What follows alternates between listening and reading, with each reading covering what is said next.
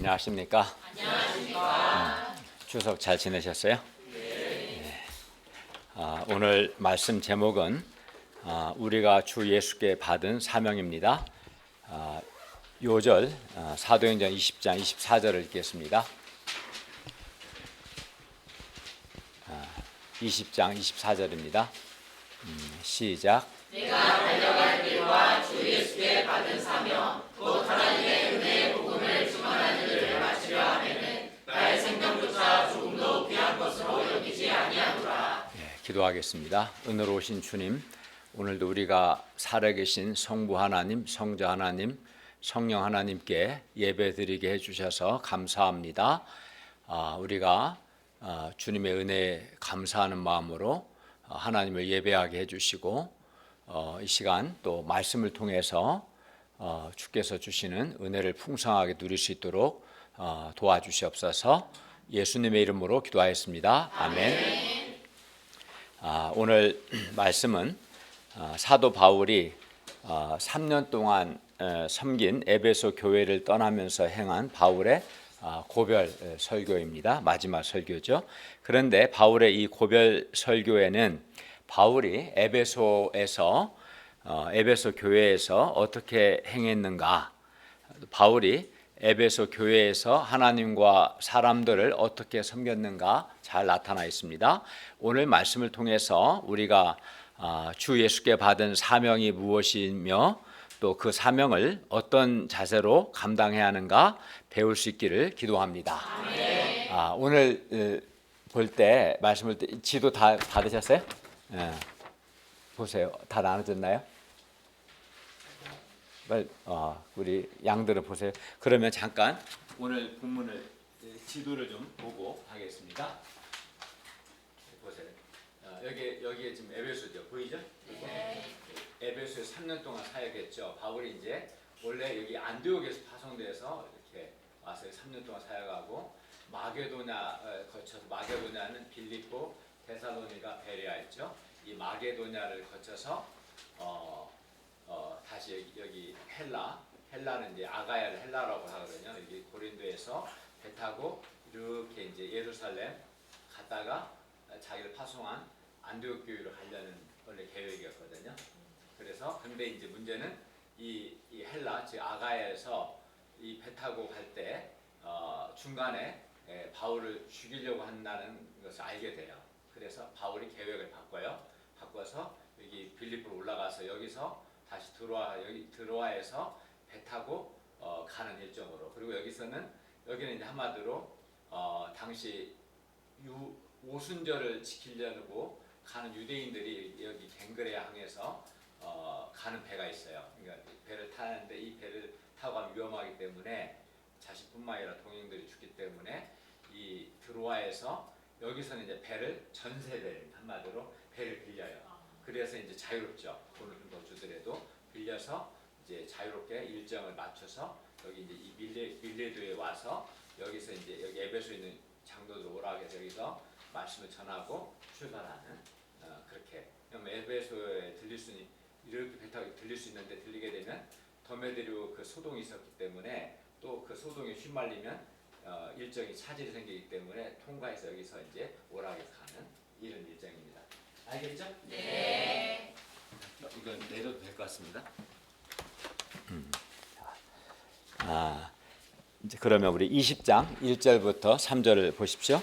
에베소에서 더메드리오 소요가 그치자 바울은 제자들을 불러 권한 후에 작별하고 떠나 마게도냐, 방금 우리가 본 것처럼 마게도냐로 갔습니다. 그리고 그 마게도냐의 지방에는 그가 2차 전도여행 때 개척했던 빌립보 교회, 데살로니가, 베레아 교회가 있었는데 여기를 다녀가며 여러 말로 빌립보, 데살로니가, 베레아 교회 제자들에게 권면하고 헬라는 이제 아가야 지방의 고린도를 가리키는데 그 헬라에 이르러 거기 석 달 동안 있다가 그 아가야에는 갱그레 항과 고린도 항 두 개 항구가 있거든요. 근데 당시 갱그레 항에서 이제 배를 타고 수리아는 안디옥을 가리키는데요. 예루살렘에 들렸다가 이제 안디옥으로 가고자 했습니다. 그런데 3절 하반절에 보시면 그때 유대인들이 바울을 해하려고 공모하였기 때문에, 그러니까 이 배를 타면 중간에 바울을 이제 바다에 빠뜨려 죽이려고 한다는 것을 알게 됐어요. 그래서 이제 계획을 바꿉니다. 그래서 그 배를 타지 갱그레항에서 예루살렘으로 가는 배를 타지 않고 다시 위로 마게도냐를 거쳐서 돌아가기로 작정합니다. 4, 5절을 보십시오.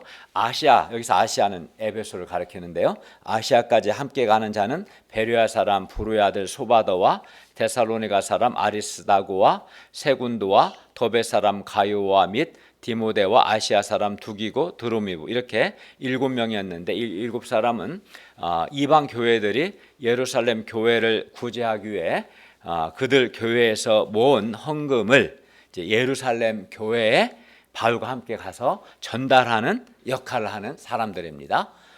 5절을 보십시오. 바울은 그들 7명에게 먼저 가서 드로아에서, 이제 방금 본 것처럼 드로아에서 먼저 보내요. 바울을 기다리도록. 왜냐하면 먼저 가서 이제 드로아에서 전세 배를 얻어서 타고 가려고 했기 때문에 먼저 보내서 배를 준비하도록 시켰습니다. 6절을 보십시오. 바울 일행은 무교절 후에 빌립보에서 배로 떠나 닷새 만에 이제 드로아에 갔고 거기서 7명을 만났고 7일을 머물렀습니다. 7절입니다.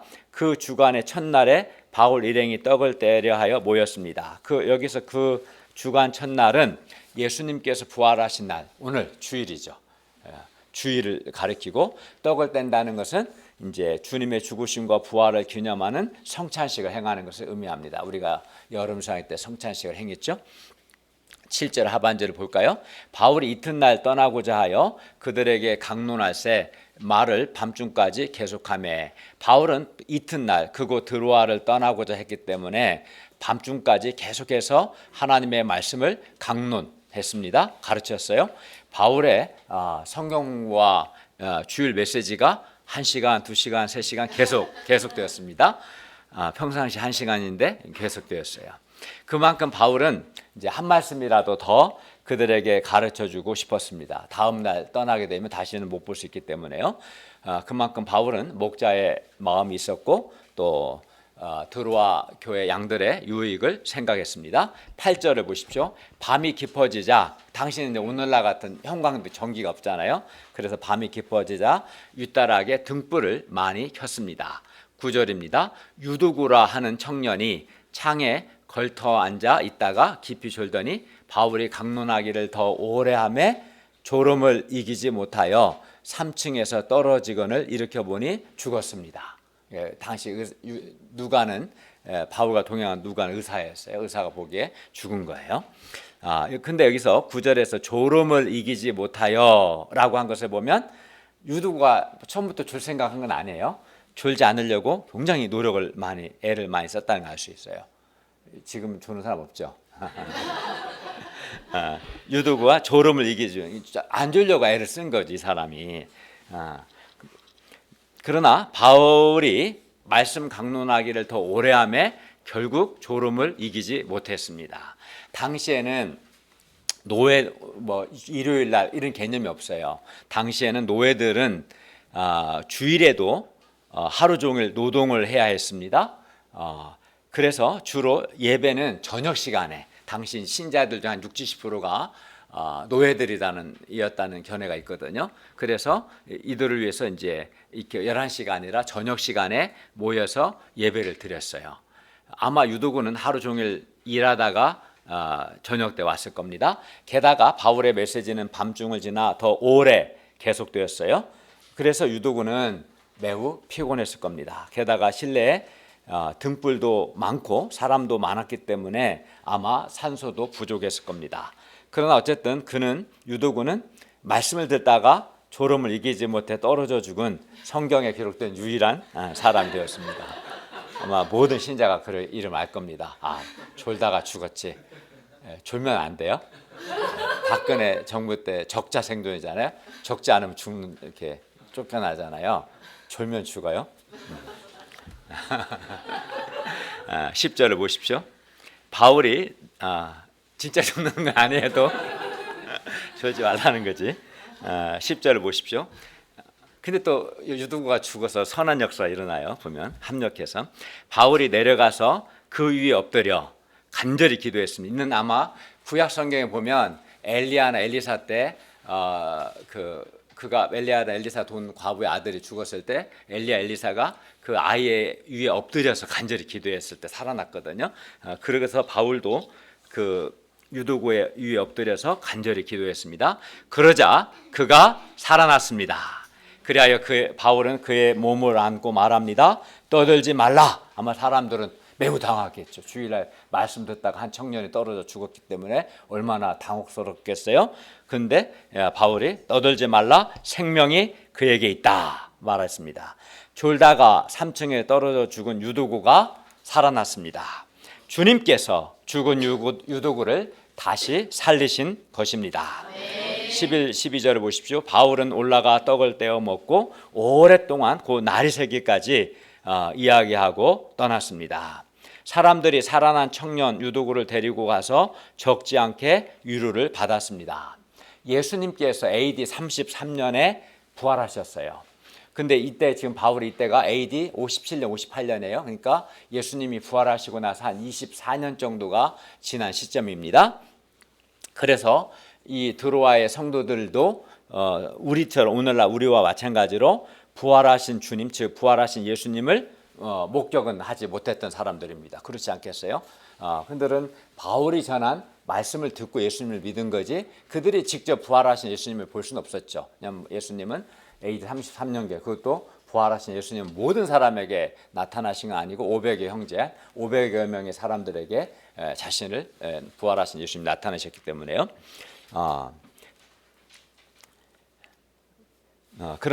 그러나 주일에 오늘 주일이 이렇게 함께 모여서 주의 말씀을 듣는 가운데 부활하신 주님 예수님께서 죽은 유두구를 다시 살리신 것을 그들은 경험했어요. 놀라운 경험이에요. 그리고 이 경험을 통해서 그들은 부활하신 예수님께서 정말 살아계시다는 것, 그리고 주일에 모여 예배드리는 그들과 함께하고 계신다는 것과 예수께서 왕으로 다스리고 계신다는 것을 죽은 유두구를 주님께서 다시 살리신 이 사건을 통해서 확신할 수 있었습니다. 그러니까 죽은 유두구가 다시 살아나는 것도 의미가 있지만 이 사건을 통해서 눈을 좀 뜨세요. 처음부터 졸면 어떡해. 유두구는 안 졸려고 애쓰다가 졸았는데 그러니까 이 사건을 통해서 이거 사람이 죽은 사람을 살릴 수 있겠어요? 안 되죠. 어떤 의사도 할 수 없는 거예요. 이 사건을 통해서 부활하신 주님께서 살아계시는구나.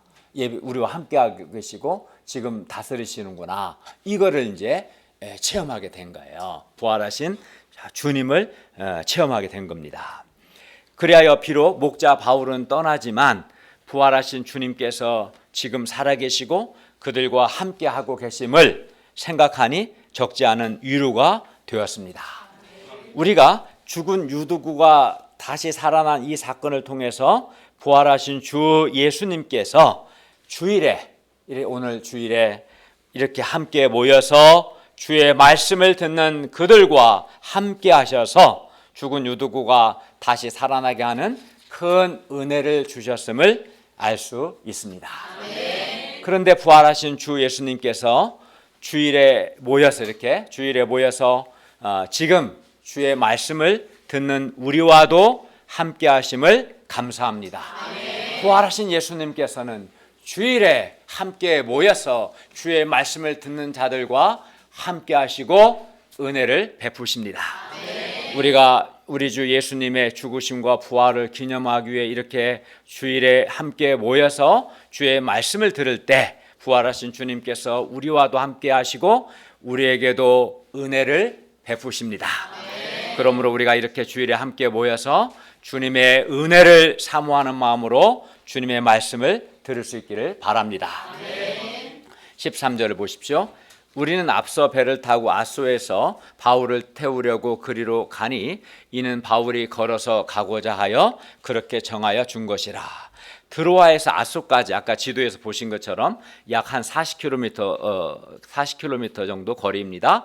바울은 드로아에서 아소까지 동료들과 함께 배를 바로 타지 않고 동료들을 먼저 배를 타고 이동하도록 하고 자기는 걸어서 이동합니다. 그리고 아소에서 만나자고 한 거죠. 이때 바울은 홀로 걸으면서 부활하신 주님께서 전날 유도고를 다시 살리는 사건을 생각하면서 이 사건이 바울에게 굉장히 큰 영향을 미쳤어요. 이 사건을 계기로 지금 바울이 갱그레 항에서 배를 타지 않고 빌립보를 거쳐서 오게 된 것도 이제 바울을 죽이려고 하는 사람이 있었고 바울과 그의 동행의 안전을 위해서 이렇게 한 건데 주님께서 유도고를 다시 살리신 이 사건을 계기로 바울은 자신과 동행들의 안전보다도 속히 오순절 절에 예루살렘에 도착해서 사명을 감당하고자 결심합니다. 걸어가면서. 그래서 이제 14절부터는 굉장히 내용 속도가 빨리 진행이 돼요. 굉장히 보십시오. 14, 15절 보십시오. 바울이 아소에서 우리를 만나니 우리가 배에 태우고 바로 미둘레네로 가서 거기서 떠나 이튿날 바로 그 다음날 기호 앞에 이르고 그 이튿날 사모에 들르고 또 그 다음날 밀레도에 이릅니다. 3, 4일 만에 바로 밀레도에 도착합니다. 16절을 보십시오. 바울이 아시아에서 지체하지 않기 위하여 에베소를 지나쳤는데 이는 될 수 있는 대로 오순절 안에 예루살렘에 이르려고 급히 갔기 때문입니다. 바울이 에베소에 들르게 되면 더메드리오 소동으로 인하여 또다시 지체할 수 있는 위험성이 있었거든요. 바울이 밀레도에 사람을 에베소로 보내어 밀레도에서 사람을 에베소에 보내어 에베소 교회 장로들을 밀레도로 청했습니다. 오라고. 당시 장로는 교회의 지도자를 가리킵니다. 바울은 에베소 교회의 영적 지도자들에게 세 가지를 말합니다. 첫째는 18절부터 21절로 바울이 지난 3년 동안 에베소 교회에서 그들 가운데서 어떻게 행했는가, 지난 3년 동안 에베소에서 어떻게 행했는가를 말하고, 둘째는 22절부터 25절로 주 예수께 받은 사명에 대한 사도 바울의 각오를 말합니다. 셋째는 26절부터 35절로 바울이 떠난 후 에베소 장로들이 주의해야 할 일들에 대해서 말씀합니다. 먼저 이제 18절을 보십시오. 바울이 에베소 장로들에게 말합니다. 아시아에 들어온 첫날부터 지금까지 내가 항상 여러분 가운데서 어떻게 행하였는지를 여러분도 아는 바니. 바울이 에베소 교회에서 첫날부터 지금까지 3년 동안 항상 어떻게 행하였는가는 에베소 교회 장로들이 다 알았습니다. 바울은 그만큼 하나님과 사람들 앞에서 진실하고 신실하고 충성스럽게 살았습니다. 모든 사람이 이걸 다 아는 겁니다. 그러므로 우리도 바울처럼 내가 여러분 가운데서 어떻게 행하였는지를 여러분도 압니다 라고 말할 수 있을 만큼 하나님과 사람 앞에서 진실하고 신실하고 충성스럽게 살아야겠습니다. 그러면 바울이 에베소에 들어온 첫날부터 지금까지 항상 그들 가운데서 그러면 어떻게 행했습니까? 첫째, 모든 겸손과 눈물로 시험을 참고 주님을 섬겼습니다. 19절을 보십시오. 우리 19절을 한번 읽겠습니다. 시작. 모든 겸손과 눈물이며 유대인의 관계로 말미암아 당한 시험을 참고 주를 섬긴 것과 이 말은 이렇습니다. 나는 주님을 모든 겸손과 눈물로 섬겼습니다. 비록 유대인의 관계 때문에 힘든 시험이 있었지만 시험을 참고 주님을 섬겼습니다. 이런 뜻입니다. 바울은 주님을 섬기되 모든 겸손과 눈물로 그리고 시험을 참고 주님을 섬겼습니다. 첫 번째, 겸손으로 섬겼어요. 그럼 겸손이란 뭡니까? 겸손이란 하나님 앞에서 자기를 낮추는 것이고 자기 명철이나 자기 경험을 의지하지 않고 하나님을 의지하는 겁니다. 겸손은 또 자기 생각을 내려놓고 하나님께 순종하는 것을 의미합니다. 그러니까 하나님 앞에서 자신의 연약함과 부족함과 자신의 한계를 깊이 인식하고 깨닫는 사람은 하나님 앞에 겸손해요. 즉 겸손하다는 것은 하나님과 사람 앞에서 첫째는 자기를 낮추는 거죠. 자기를 높이지 않고 자기를 낮추고, 둘째는 하나님을 간절히 의지하는 거예요. 겸손, 자기를 의지하지 않고 하나님을 의지하는 거고, 셋째는 자기 생각을 고집하기보다 하나님께 순종하는. 그러니까 겸손하다는 말 속에는 이 세 가지가 포함되어야겠죠. 하나님 앞에서 자기를 낮추고 하나님을 간절히 의지하고 하나님께 순종하는, 이게 겸손입니다.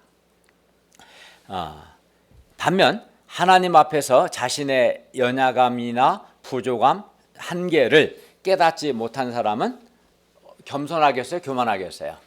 네, 그렇죠. 하나님과 사람 앞에서 교만합니다. 그래서 평소 하나님 앞에서 이런 사람은 교만은 자신을 낮추지 않죠. 하나님을 간절히 의지하지도 않습니다. 또 하나님께 순종하기보다 자기 생각을 고집합니다. 이런 사람은 하나님 앞에서 교만한 사람입니다. 교만한 사람은 뿐만 아니라 하나님의 말씀 앞에서도 교만합니다. 그래서 교만한 사람은 말씀 공부할 때도 교만하고 이렇게 주일 예배 드릴 때도 교만합니다. 그리하여 하나님의 은혜를 받겠어요? 못 받겠어요? 은혜를 못 받습니다. 왜 그렇습니까? 하나님은 교만한 자를 물리치시고 겸손한 자에게 은혜를 베푸시기 때문입니다. 겸손하지 않으면 결코 은혜를 받지 못합니다. 겸손하다는 것은 하나님 앞에서 나의 한계, 나의 부족함, 나의 연약함을 인정하고 하나님 앞에서 자기를 낮추고 하나님을 의지하고 하나님께 순종하는 것을 의미하는 거죠.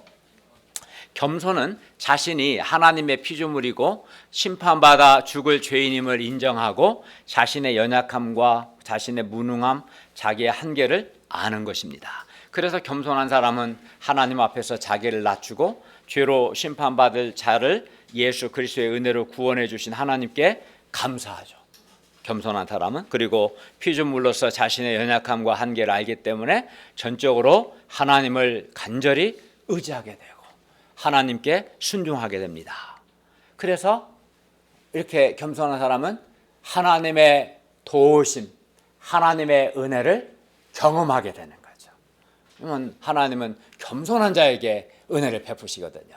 그래서 겸손한 사람은 자기를 낮추고 하나님을 의지하고 하나님께 순종하는 이 과정을 통해서 살아계셔서 도우시는 하나님을 체험하게 되는 거예요. 네. 그런데 어떤 사람은 우리가 겸손해야겠죠. 그렇죠? 겸손해야 합니다. 하나님 앞, 사람 앞에 겸손해야 하고 말씀 공부할 때도 겸손해야 하고 주일 예배 지금 드릴 때도 겸손해야 합니다. 그런데 어떤 사람은 자기의 죄 문제도 심각하고 인생 문제도 심각하고 현실 문제도 심각하기 때문에 처음에는 하나님 앞에 잠깐 겸손합니다. 처음에는 자기를 낮춥니다. 그러나 주님의 은혜로 죄에서 구원도 받고 또 인생 문제도 해결되고 또 현실 문제도 해결되고 살만하게 되면 이제 서서히 교만하기 시작합니다. 그리하여 하나님 앞에서 자기를 낮추지 않고 하나님을 간절히 의지하지도 않고 하나님께 순종하지도 않고 자기 생각을 고집합니다. 취직도 하고 결혼도 하고 신앙 연수가 많아지면서 교만하게 되는 사람도 있고요. 또는 연봉이나 사회적 지위가 올라가면서 교만하게 되는 사람도 있습니다. 우리가 주님과 복음 역사를 위해서 사실 마음과 시간과 물질을 들여 주님을 들여서 수고하고 헌신하는 것, 또 하나님께 쓰임받는 것 자체가 은혜입니다. 그런데 어떤 사람은 이것을 은혜로 생각하지 않고 수고하고 헌신하는 것을 다 자기의 의로 삼아서 교만한 것을 봅니다. 그러나 바울은 어떻게 했습니까? 아시아, 즉 에베소에 들어온 첫날부터 지금까지 항상, 언제?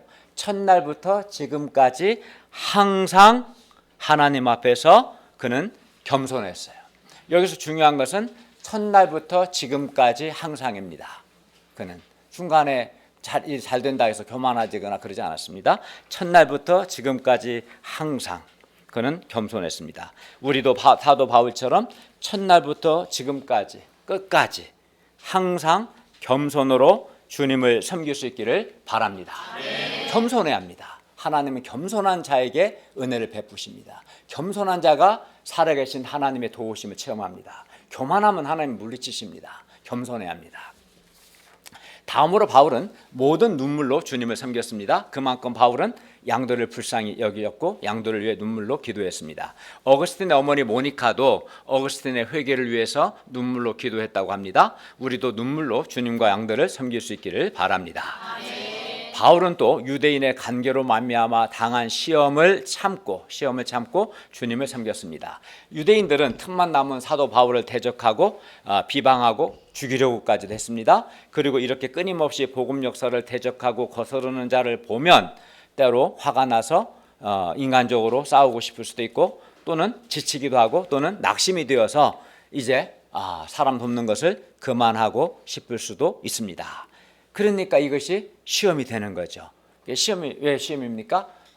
사탄은 우리가 전도하거나 하나님을 하는 것을 지쳐서 그만하게 하는 것. 그게 이제 사탄의 시험이고 유혹인 거죠. 그러나 바울은 시험을 참고 주님을 섬겼습니다. 우리도 캠퍼스에서 우리를 대적하고 거스르고 무시하고 비방하는 사람들을 많이 만납니다. 그리고 이것이 우리에게 시험이 됩니다. 이런 사람들 많이 만나다 보면 전도도 그만하고 싶고 중단하고 싶습니다. 그 중단해보면 시험이 되는 거죠. 그러나 이때 우리도 바울을 본받아서 이러한 시험을, 이건 시험이죠. 이러한 시험을 참고 주님을 섬길 수 있기를 기도합니다. 그런데 바울이 에베소에서 겸손과 눈물로 시험을 참고 섬긴 대상은 에베소 사람들이었습니다. 그러나 바울은 19절에서 자신이 주님을 섬겼다. 에베소 사람들을 섬겼다고 하지 않고 주님을 섬겼다고 말합니다. 헬라어 원문을 보면 내가 주님을 섬기되 모든 겸손과 눈물과 시험과 함께라고 되어 있습니다. 겉으로 드러난 모습은 바울이 사람들을 섬겼지만 바울은 늘 주님을 섬기는 삶을 살았습니다. 그는 주님을 섬겼고 주님을 섬기기 위해서 에베소 사람들도 섬긴 것입니다. 바울이 도운 사람들 중에는 바울에게 반발하거나 바울을 공격하거나 바울에게 배은망덕한 사람들도 있었을 겁니다. 이런 경우 바울도 사람이기 때문에 마음에 상처를 받고 낙심하고 사람 돕는 것을 그만하고 싶습니다. 그러나 바울은 그가 근본적으로 주님을 섬겼기 때문에 그는 겸손과 눈물로 또 시험을 참으면서 계속 에베소 사람들을 섬길 수 있었습니다. 그러므로 우리도 사람을 섬길 때 내가 주님을 섬긴다는 마음으로 사도 바울처럼 모든 겸손과 눈물과 시험을 참고 섬길 수 있기를 기도합니다. 둘째, 바울은 유익한 것은 무엇이든지 가르쳤습니다. 20절입니다. 20절은 바울이 어떻게 사람들을 섬겼는가 가르쳐 줍니다. 20절 한번 읽어볼까요? 시작. 유익한 것은 무엇이든지 공중 앞에서나 각 집에서나 거리낌 없이 여러분에게 전하여 가르치고.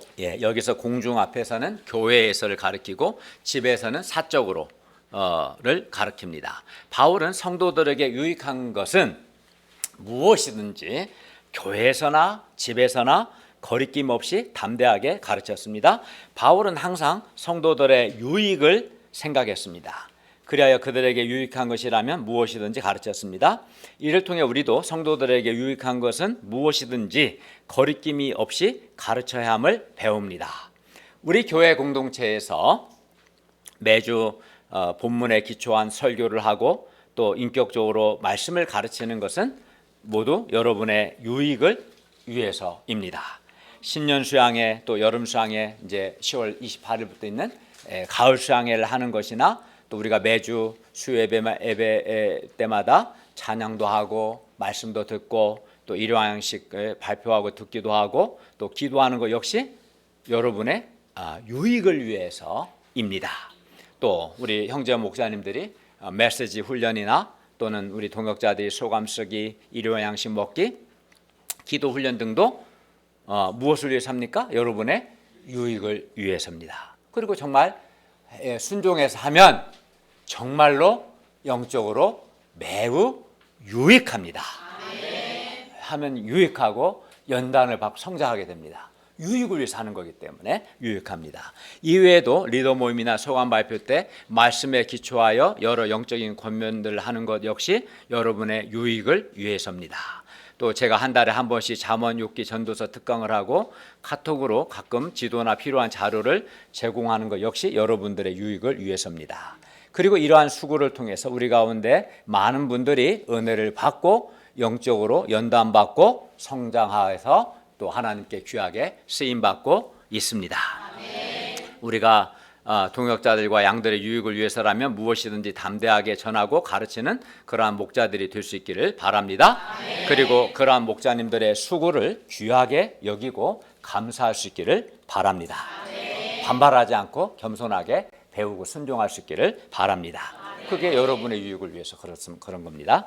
셋째, 바울은 하나님께 대한 회개와 우리 주 예수 그리스도께 대한 믿음을 증언했습니다. 21절 읽겠습니다. 시작. 유대인과 헬라인들에게 하나님께 대한 회개와 우리 주 예수 그리스도께 대한 믿음을 증언한 것이라. 예, 바울은 유대인이나 헬라인 모두에게 같은 것을 가르쳤어요. 유대인과 헬라인의 가르친 게 다르지 않습니다. 같은 걸 가르쳤는데 그것은 바로 하나님께 대한 회개와 우리 주 예수 그리스도께 대한 믿음입니다. 회개가 뭡니까? 회개는 죄를 떠나 하나님께로 돌이키는 것입니다. 그리고 우리 주 예수 그리스도께 대한 믿음은 우리 죄를 위해서 십자가에 죽으시고 부활하신 예수님께서 그리스도가 되신다. 그리스도란 말은 구원자라는 말이에요. 그리스도가 되신다는 것. 또 우리 주라고 그랬죠. 주라는 말은 예수께서 우리의 주님이 되시다. 주님이시다는 것. 예수님께서 우리의 주인이 되시고 또 주권을 가진 통치자, 즉 우리의 왕이심을 믿는 겁니다. 그러니까 주라는 말씀 속에는 주님, 주인이라는 의미와 통치자, 왕이시다라는 의미가 포함되어 있어요. 그리하여 예수님을 주님으로 믿는 사람은 당시 이제 로마 황제를 주님이라고 불렀거든요. 큐리오스 주라고 불렀는데 그럼 로마 황제의 통치를 받는 거고 로마 황제에게 충성했는데 예수님을 주님으로 믿는 사람은 이제 예수님을 왕으로 받아들이고 왕 예수님의 다스림을 받고 왕 예수님을 이렇게 사랑하고 왕 예수님께 충성 헌신하는 삶을 삽니다. 그러니까 내가 충성하고 헌신하고 사랑하는 대상이 바뀐 거죠. 예수님을 주님으로 믿는 그 순간 바뀌는 겁니다. 대상이. 그러므로 우리가 먼저 하나님께 회개하고 우리 죄를 위해 십자가에 죽으시고 부활하신 예수님을 주로 믿고 예수님의 다스림을 받고 예수님께 충성할 수 있기를 바랍니다. 아멘. 그리고 우리도 사람들이 하나님께 회개하고 우리 주 예수 그리스도를 믿도록 예수님께서 우리의 그리스도가 되신다. 구원자가 되신다는 것과 예수님 우리의 주님이시다는 것, 우리의 주인이시고 우리의 왕이시다는 것을 전할 수 있기를 바랍니다. 아멘. 넷째, 바울은 주 예수께 받은 사명을 마치려 하면은 그의 생명조차 조금도 귀한 것으로 여기지 않았습니다. 사람의 생명이 제일 귀한 거죠. 사람에게 제일 중요한 게 뭐냐고 하면 뭐겠어요? 아반떼 자동차예요? 아니죠. 쓰레기통에 버릴 거예요. 사람의 생명이 제일 귀한 거잖아요. 근데 예수께 받은 사명을 마치려 하면 그 가장 귀한 생명조차 조금도 귀한 것으로 여기지 않겠다. 그러니까 얼마나 주 예수께 받은 사명이 귀하다는 거예요. 22절을 다 같이 읽겠습니다. 시작. 보라, 이제 나는 성령에 매여 예루살렘으로 가는데 거기서 무슨 일을 당하는지 알지 못하노라. 예, 바울이 예루살렘에 가는 것은 성령에 매여서 가는 겁니다.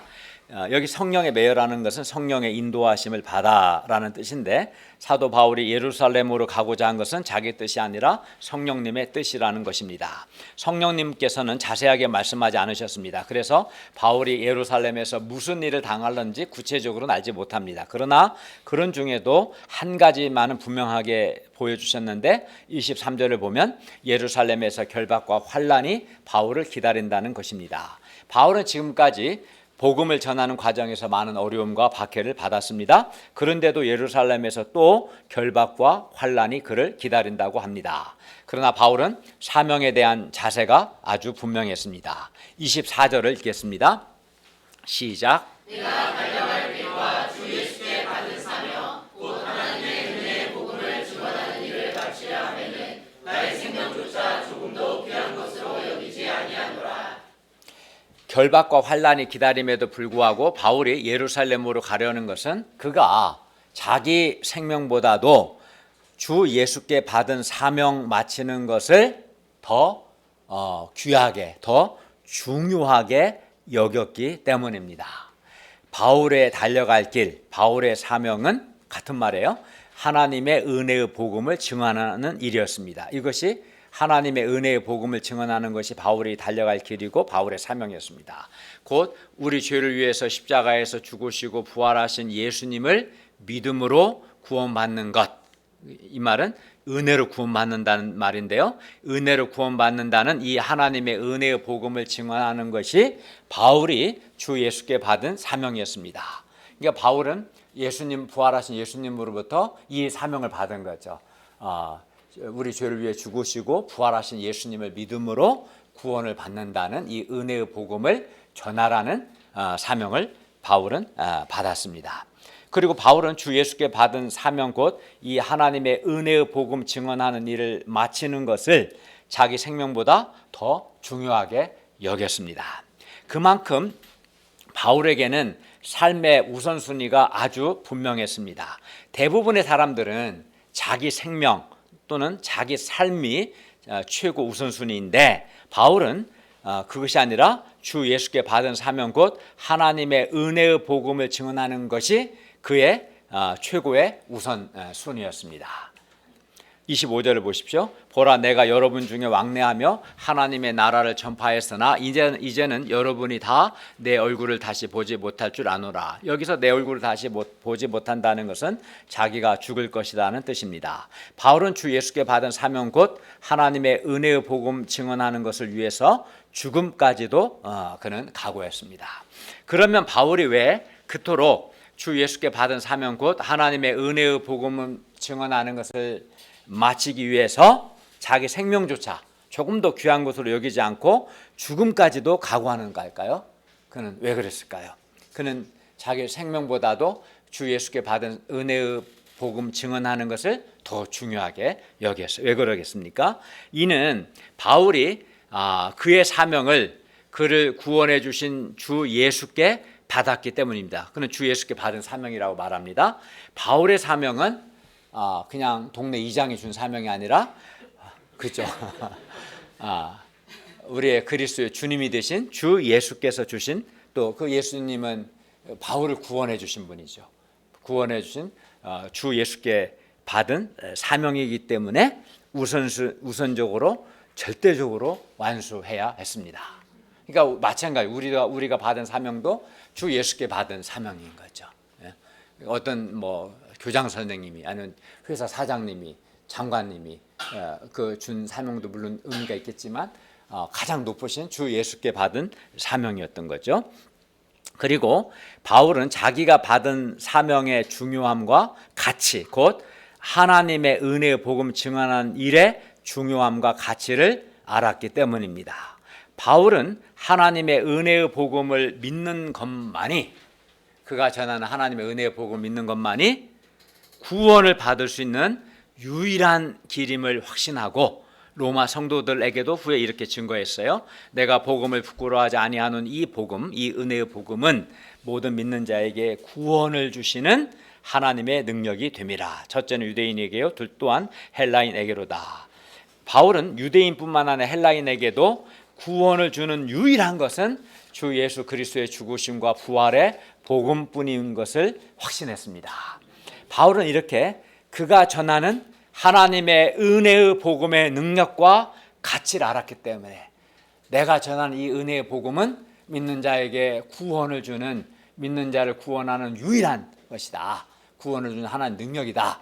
이 복음의 가치, 이 은혜의 복음의 능력과 가치를 알았기 때문에 그는 복음 전파자로서 큰 자부심과 또 복음 전파자로서 절대적인 자세가 있었습니다. 내가 하는 일이 허접한 일이라면 굳이 목숨까지 걸 필요는 없겠죠. 그러나 우리가 전하는 예수 그리스도의 복음, 이 은혜의 복음은 믿는 자에게 구원을 주시는 하나님의 능력입니다. 복음을 믿는 것 외에는 구원을 얻을 다른 길이 없습니다. 이건 매우 중요한 일이죠. 그런데 주님께서는 우리에게도 이 하나님의 은혜의 복음을 전하는 사명을 주셨습니다. 그러면 우리가 전하는 이 하나님의 은혜의 복음의 가치와 능력을 알고 주님께서 주신 이 사명이기 때문에 절대적인 자세를 갖고 하나님의 은혜의 복음을 받아들이고 증거할 수 있기를 바랍니다. 26절을 보십시오. 그러므로 오늘 여러분에게 증언하거니와 모든 사람의 피에 대하여 내가 깨끗하니. 여기서 피에 대하여 깨끗하다는 것은 피는 생명을 상징하기 때문에 사람의 생명에 대해서 어떠한 책임도 없다는 뜻입니다. 그들 중에 누군가가 예수님을 믿지 않아서 불못에 던져져 심판을 받는다 할지라도 사도 바울의 책임이 아니라는 것입니다. 그 이유가 뭡니까? 27절을 보십시오. 이는 내가 꺼리지 않고 하나님의 뜻을 다 여러분에게 전하였습니다. 사도 바울은 에베소에 사는 모든 사람들에게 꺼리지 않고, 즉 피하거나 움츠러들지 않고 담대하게 하나님의 뜻을 다 전했습니다. 그래서 그들 중에 불못에 던져지는 사람이 있다면 그것은 하나님의 은혜의 복음을 받아들이지 않은 그들의 책임입니다. 바울은 그가 아시아에 들어온 첫날부터 지금까지 항상 그가 어떻게 행했는가를 다 말하고 이제 에베소 장로들에게 그들이 하나님의 교회에서 어떻게 행해야 하는가를 말씀합니다. 28절을 읽겠습니다. 시작. 여러분은 자기를 위하여 또는 온 양떼를 위하여 삼가라. 성령이 그들 가운데 여러분을 감독자로 삼고 하나님이 자기 피로 사신 교회를 보살피게 하셨느니라. 예, 바울은 장로들에게 자기와 온 양떼를 위하여 삼가라고 합니다. 여기 삼간다는 말은 주의하다, 전념하다, 마음을 쏟다는 뜻입니다. 장로들은 자기 자신뿐만 아니라 온 양떼를 위해서 주의하고 전념하고 마음을 쏟아야 합니다. 왜냐하면 성령님께서 그들을 감독자로 삼고 하나님이 자기 피로 사신 교회를 보살피게 하셨기 때문입니다. 여기서 하나님이 교회를 자기 피로 사셨다는 것은 하나님이신 예수님께서 자기 피를 흘리심으로 교회를 죄로부터 구원하셨다는 뜻입니다. 에베소 교회의 목자들은 교회를 하나님께서 자기 피로 사셨고 성령님께서 그들을 교회의 감독자로 세워서 교회를 보살피시게 하셨기 때문에 하나님의 교회를 매우 귀하게 여기고 잘 보살펴야 합니다. 그러니까 우리 교회에서는 제가 이제 그 역할을 가장 먼저 하겠죠. 제가 감독이기 때문에 여러분의 영적인 상태를 잘 살피고 믿지 않는 사람이 있는지 회개치 않는 사람은 없는지 살펴서 보살펴야겠죠. 그리고 또 여러분 한 분 한 분은 자기가 돕는 일대일 양들에 대해서도 그런 역할을 해야겠죠. 바울은 에베소 교회의 영적 지도자들이 왜 양떼들에게 마음을 쏟아 그들을 보살펴야 하는가 그 이유를 계속해서 말합니다. 29, 30절 읽겠습니다. 시작. 내가 떠난 후에 사나운 이가 여러분에게 들어와서 그 양떼를 아끼지 아니하며 또한 여러분 중에서도 제자들을 끌어 자기를 따르게 하려고 어그러지 말하는 사람들이 일어날 줄을 내가 아노라. 네, 여기서 사나운 이리는 세상의 악한 사상 혹은 이단을 가리킵니다. 사나운 이리가 양떼를 노리듯이 세상의 악한 사상들, 신천지, 하나님의 교회, 큰 믿음 교회 같은 여러 이단들이 교회를 지금도 노리고 있습니다. 그런데 더욱 기가 막힌 것은 이러한 못된 사람들이 교회 밖에서만 들어오는 것이 아니라 교회 안에서도 생겨난다는 것입니다. 그리고 교회의 리더들이 사나운 이리로 돌변하는 것은 자기 영광을 구하기 때문입니다. 제자들이 자기를 주님이 아니라 자기를 따르게 하려고 하게 되면 그 사람은 사나운 이리가 되는 거예요. 자기를 따르게 하려고 어그러진 말, 즉 비뚤어진 말, 왜곡된 말을 합니다. 어그러진 말의 대표는 혼합주의, 인본주의, 세속주의, 상대주의 등 이런 말들이 다 어그러진 말들입니다.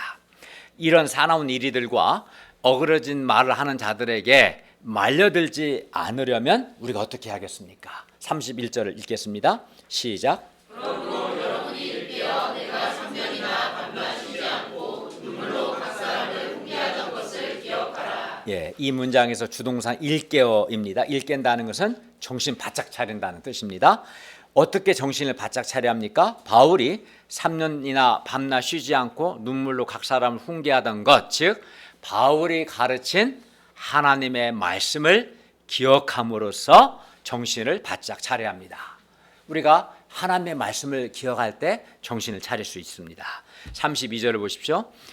또 읽겠습니다. 시작. 지금 내가 여러분을 좋아하니 그 은혜의 말씀에 부탁하노니 그 말씀이 여러분을 능히 든든히 세우사 거룩하게 하심을 입은 모든 자 가운데 기억이 있게 하시리라. 예, 주님과 주님의 말씀이 우리를 능히 든든히 세우십니다.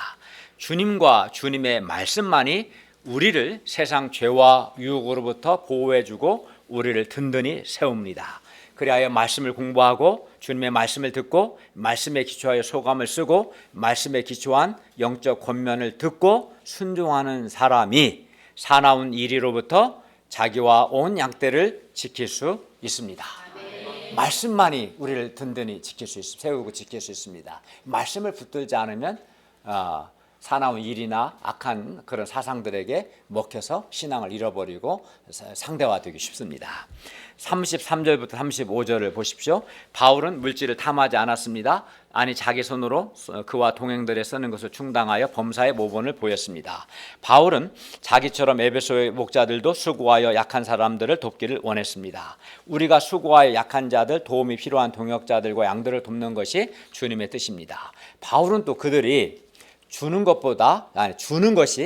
것이 받는 것보다 복이 있다 하신 주님의 말씀을 기억하기 원했습니다.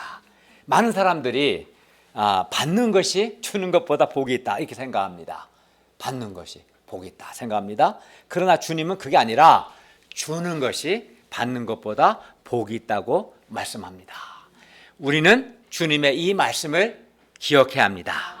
그리고 우리가 주님의 이 말씀을 기억할 때 우리는 이기심을 극복하고 주님의 교회와 동역자들과 양들을 나에게 있는 물질을 들여서 섬기는 삶을 살 수 있습니다. 결론입니다. 우리가 먼저 하나님께 회개하고 우리 주 예수 그리스도를 믿을 수 있기를 기도합니다. 예수님께서 우리 죄를 위해 죽으시고 부활하심으로 우리의 그리스도, 즉 구원자가 되신다는 것, 또 부활하신 예수님께서 우리의 주님이 되시는 것, 즉 우리의 주인이 되시고 우리의 왕이 되셔서 지금 우리와 함께 하시고 우리를 다스리신다는 것을 믿을 수 있기를 기도합니다.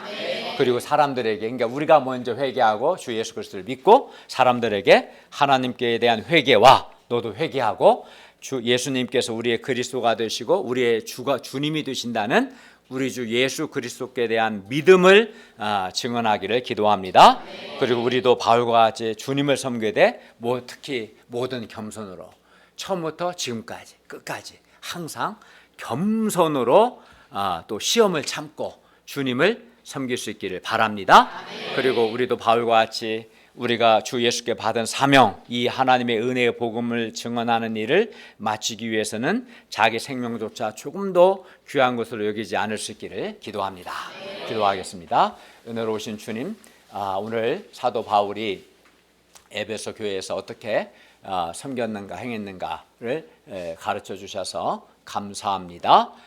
저희도 우리가 먼저 하나님께 회개하고 주 예수 그리스도를 믿고 더 나아가 사람들에게 하나님께 대한 회개와 주 예수 그리스도에 대한 믿음을 전하고 또 주님을 섬기되 정말 겸손으로 처음부터 끝까지 겸손으로 또 여러 시험이 있지만 시험을 참으며 주님을 섬기되 또 주님께서 주신 사명에 대해서 나의 생명보다도 사명을 더 중요하게 여기고 사명을 가장 우선순위에 두고 감당함으로 하나님의 뜻을 행하고 죄로 죽은 사람들을 한 사람이라도 더 살려내게 도와주시옵소서. 예수님의 이름으로 기도하였습니다. 아멘.